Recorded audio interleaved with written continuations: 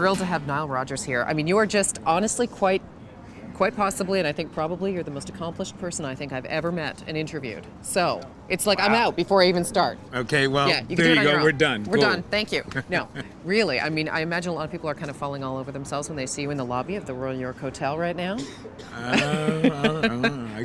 You're the first. There you go. What an incredible list of accomplishments, and that's what I mean when you read your bio. I mean, first of all, there's a chunk of it from the '80s that looks like if we had playlists for my Sony Walkman, that would be it, right? I think so. I think so, pretty much. All the hits that we all listened to back then. So I think that's probably why they brought you in for a seminar this afternoon on songwriting. What makes a hit? Right. You're one of the, what are they calling you? A king of songwriting. King of songwriting. Yeah. How many of you, I guess you lose track after the first 1,000 songs you've written? Well, I don't think it's been that many, but it's been a lot. I probably have, I think someone said a few years ago that I've sold more than $3 billion worth of music, which is pretty incredible.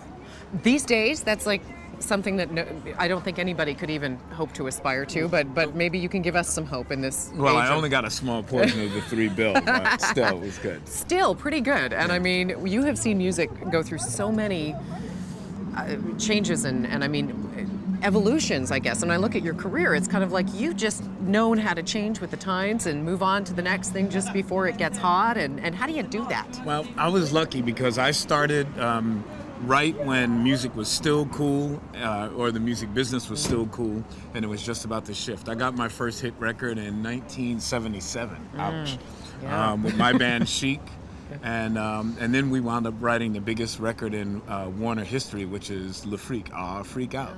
And then I did We Are Family and blah, blah, blah, and all the Chic records and Sister Sledge, and I moved on to Diana Ross. Then Bowie, Duran Duran, Madonna, Eric Clapton. Madonna. Oh, yeah. How could you forget? Yeah, right. Like a Virgin. Yeah. But the cool thing about that was that in those days, I was into video gaming as recreation because we'd be in the studio all night, and our brains would get fried. Yeah. So that sort of set me up for where I am now, which is into the video game business. So I was able to transition from that business to the film business to the video game business, and so and yeah, I've been, in the game for a while. I think that my perspective on what makes a hit is because I grew up when it was sort of a very crowded marketplace. I grew up with a formula that had that believed in having hooks, hook after hook after hook.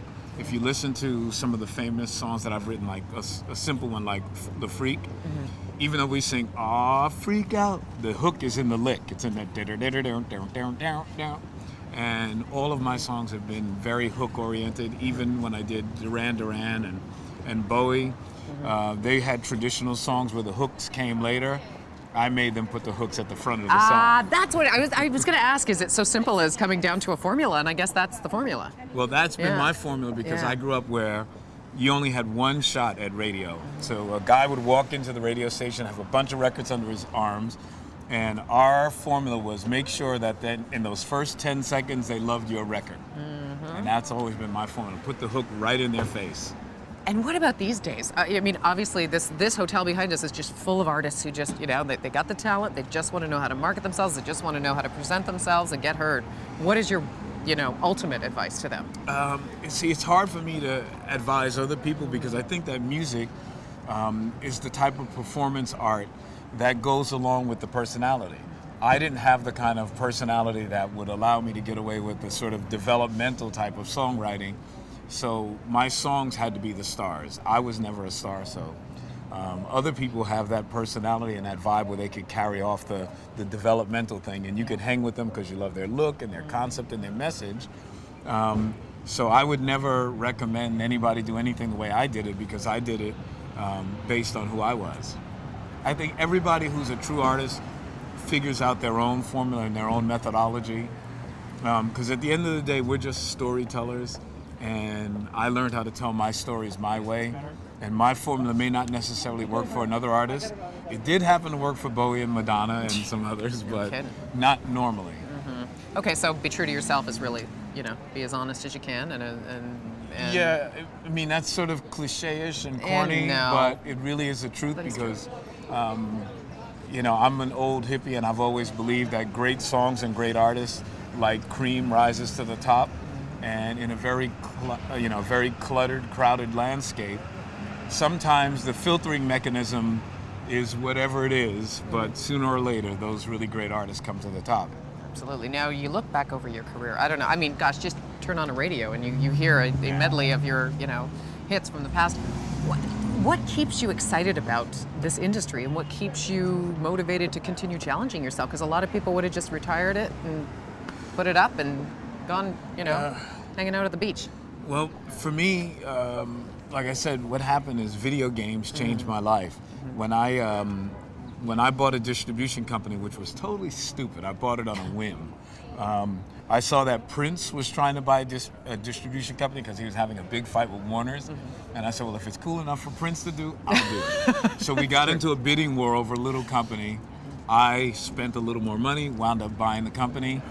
And then I realized that my product line was not the best.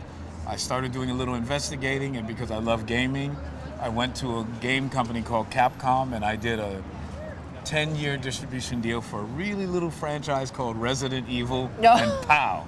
Wow. Resident Evil blew up. And then I did a joint venture with Microsoft for a little game called Halo. Wow. And Halo blew up, and now I have Halo, Gears of War, blah, blah, You make it sound like just luck, like I just bought a lottery ticket and here it is, right here. But I think it has a little more to do with your intuition and your Well, what happened was when I brought in Halo Combat Evolved into my office, and I played it for all of the staff, and my staff are pretty much sort of heavy metal type kids, they're And I walked in and I played Halo Combat Evolved, and I watched the reaction from all of the kids in the office. And they kept saying, there's something special about this. I says, good, I'm glad you agree, because I just bought it and that's your new record that you're working on. Wow. Yeah, so I have you to thank or blame, I don't know, for my 18-year-old stepson's interest in it. And I kept telling him he couldn't do it, and then I finally said, that's fine, do it, play it, whatever. I'm happy you did that. You can't fight it. One last thing, perhaps something that will unite multiple generations right here, is that you played in the Sesame Street band at 19 years old. I think all of us are, bowing down just at hearing that. What was that experience like? That was pretty amazing for me. Was I 19? I thought I was 18. That's what I heard, but you know what? The internet's, you can't always trust the internet. Maybe I was 19. I'm not so great with math or numbers. You would probably know. I think it was 18. It was right out of high school, and I was actually trying to figure out what college I was going to go to. I went to Juilliard, and then I went to Manhattan, which is the old Juilliard, and right on the bulletin board they said somebody was looking for a guitarist, and I go there and it's Sesame Street. I get the job. Carlos Alomar goes to play with David Bowie, and boom, I get the job because he leaves.